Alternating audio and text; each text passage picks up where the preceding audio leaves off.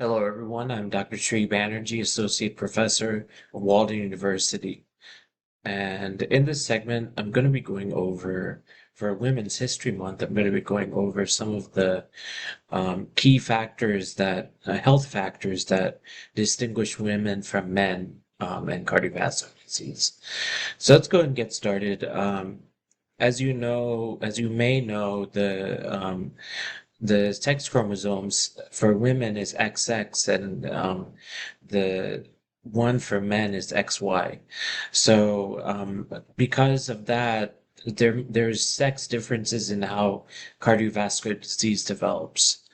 Um, so this is kind of um, this is biological sex, but then there's gender too. And gender is so social factors that surround how women are treated different than men. Traditionally, especially during the Framingham Heart Study and other places, the groups that were studied were mainly men, over 5,000 individuals within the cohort. And so there's not as much known about women's cardiovascular disease as much as men. So some of the distinguishing factors are how myocardial infarction, heart attacks present within the body. So for women, they're more likely to die after a first heart attack or stroke than men. And more likely for women, they have additional different heart attack symptoms. So that just goes beyond chest pain. They might get nausea, jaw pain, dizziness, and fatigue. And that's sometimes, many times, difficult to disentangle between cardiovascular disease outcomes and influence of gender. So what is going on between how sex is plays a role versus biological versus gender, sociological.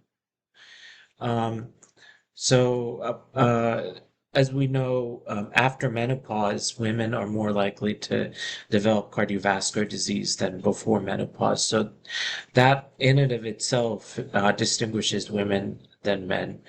Of course, as people with type 2 diabetes occurs, they are more likely to have acceleration of heart attack than and well, that's equivalent to men. Um,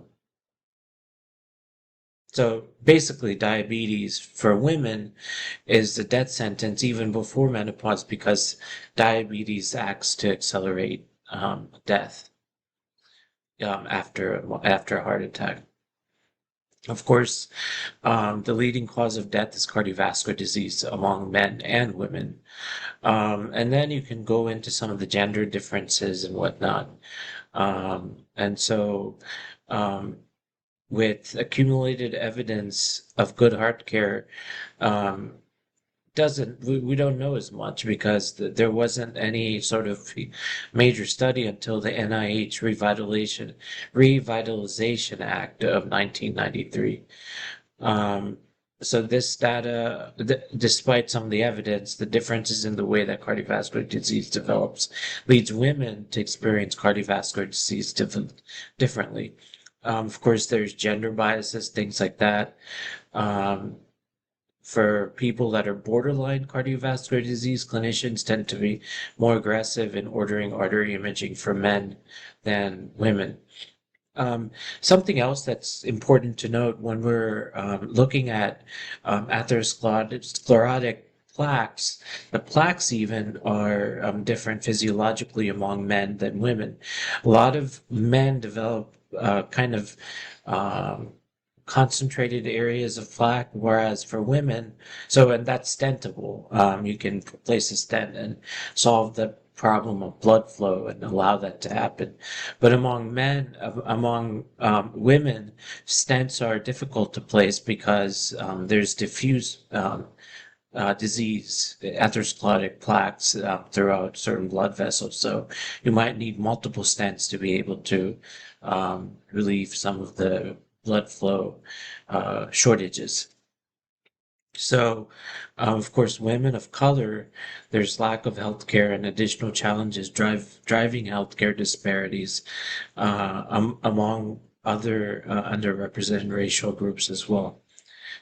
So, like I was saying here, women have fewer cholesterol crystals and fewer calcium deposits in their artery plaque than men do. So that allows for um, the smallest blood vessels to be affected differently.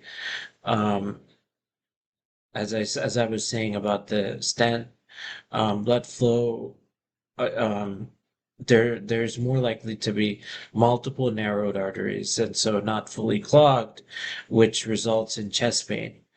Um, so I don't want to go over too much. It's about 5 minutes already, but I wanted to end by talking about troponins. And troponins do not elevate as much among women as much as men. So sometimes that might not be the ideal test for understanding heart attack. So these are the differences that are I've seen between men and women and how they present.